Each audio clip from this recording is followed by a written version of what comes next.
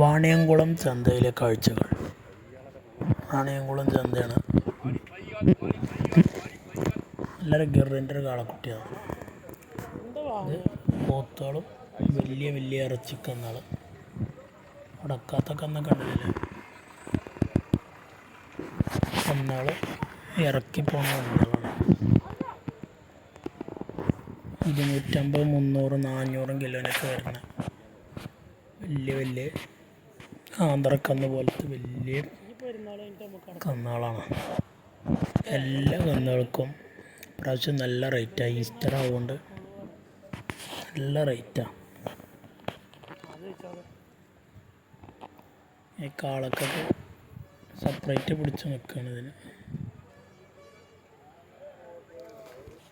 85 രൂപയ്ക്കാണ് അതിന് ചോദിക്കുന്നത്. അല്ല, ഗിറിൻ്റെ കാളകളതാണ്.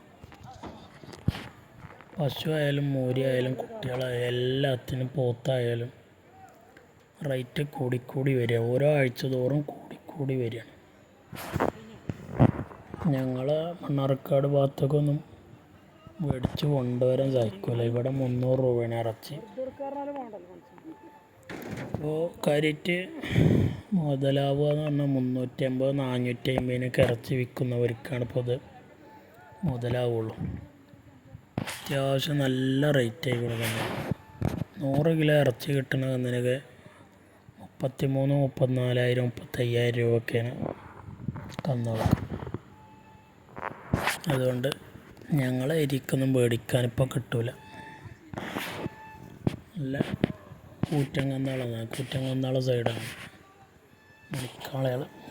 ഇതൊക്കെ മേടിച്ച് കെട്ടിയതാണ്. ഇതൊക്കെ മേടിച്ച് കെട്ടിയ കന്നാൾ. നല്ല വിലക്ക് തന്നെ മേടിച്ച് കെട്ടണം. എന്നൊന്നും എങ്ങനെ ഇതവർ അവർക്ക് റേറ്റ് ഉണ്ടാവുകൊണ്ട് ആ ഭാഗത്ത് റേറ്റുള്ളവർക്ക് മുതലാവും. ഇതൊക്കെ വിൽക്കാനുള്ള കന്നാളാണ്. അതായത് കന്നാള നല്ല മണിക്കാളകൾ.